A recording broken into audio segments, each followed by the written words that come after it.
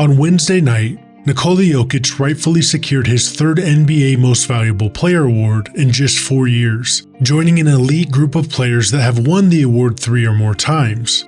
Undoubtedly, Jokic stands as the premier big man of this era, destined for the Hall of Fame and ascending the ranks of the all-time greats. Despite showing a lack of interest in such accolades, it's now time for the 3-time MVP to shoulder the responsibility for the struggling Denver Nuggets, who have been outperformed in every aspect by the Timberwolves in this series. The Minnesota Timberwolves have displayed superior offense and defense, along with greater physicality, toughness, and surprisingly composure. For Denver, Game 3 represents their sole opportunity to turn the tide in this series, and they must accomplish it away from home. Let me be clear. The Denver Nuggets have collectively fallen short in the series so far. Their performance simply hasn't met the mark of reigning champions. However, entering the series, the Nuggets were favored due to possessing the standout player. But here's the thing. Nikola Jokic hasn't been the standout player in the series so far. Anthony Edwards, with his stellar performance and charismatic presence, has seized control of the series so far, on both ends of the court, surpassing any Denver player's performance. Rudy Gobert, though absent for Game 2, showcased dominance and impact on defense in Game 1, and one could make the argument that his overall influence surpassed Jokic's. And Karl Anthony Towns contained Jokic in Game 2 in Gobert's absence, and contributed significantly with 27 points and 12 rebounds alongside his defensive efforts.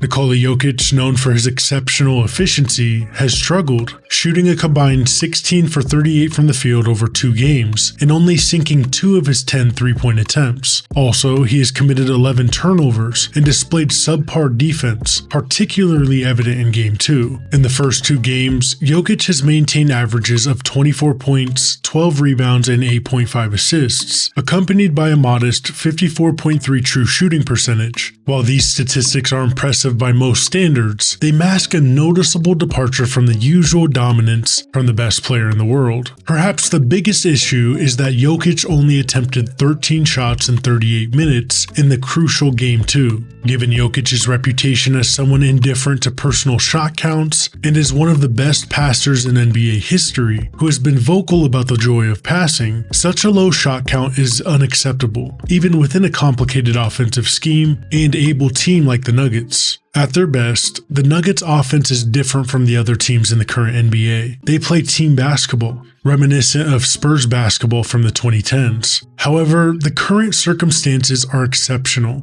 and someone as potentially dominant as Jokic must recognize the Nuggets' predicament. Now, in the playoffs, dropping the first 2 games is usually the path to losing the series. Of 447 occasions, only 33 teams have accomplished a comeback, but it gets worse. Only 5 teams who have lost the first 2 games at home have made the comeback to take the series. Of the 5 teams that achieve such a comeback, just 2 of them would go on to compete in the NBA Finals, and one of those teams would win the whole thing. Coincidentally, that Rockets team was led by that year's MVP center, Hakeem Olajuwon. The Rockets went down 2 games at home against Charles Barkley and the Suns, but Hakeem put up monstrous stats for the series: 28.7 points per game, 13.6 rebounds per game, and 3.9 blocks per game, including a dominant Game 7 where he finished with 37 points, 17 rebounds, 5 assists, and 3 blocks. At this point, it seems like a requirement that if the Nuggets hold any hopes of coming back in the series, it will be on the back of a Hakeem-like effort from their MVP.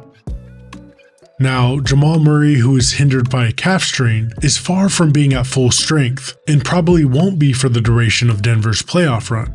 Murray can't contribute to the offense like he usually does, another factor pointing towards the need for a more ball-dominant Jokic. Denver's sole chance of staging a series comeback hinges on Nikola Jokic assuming control. It requires him to play at a 3-time MVP level. It would require him to play like the best player in the world, and we know that he can do it. Last year, the NBA witnessed his exceptional play against Towns, Gobert, DeAndre Ayton, Anthony Davis, and Bam Adebayo. Throughout the Nuggets' 20 playoff games last season, not once was Jokic as passive or ineffective as he's been against the Wolves this year. The Nuggets team follows his lead, and that's precisely why they find themselves in the current situation in this series. Game 3 demands a different approach. Now, to be clear, the Nuggets have a list of excuses. Jamal Murray is hurt, and the two-man game is vital for their offensive effectiveness, but excuses aren't for champions. With Jamal Murray not performing at his usual level, the responsibility falls squarely on Jokic. This should translate to fewer dribble handoffs and a greater emphasis on post-up plays in Game 3. If Minnesota opts not to double-team him, Jokic must deliver one of his signature performances, dominating the court and potentially scoring 40 points, like he did in their last matchup of the season. However, if the Wolves begin to double-team him, it should create opportunities for his teammates and revitalize an offense that has struggled in the first 2 games. More importantly, if Jokic displays assertiveness, the Nuggets will mirror that intensity. His demeanor sets the tone for this team's performance and level of determination.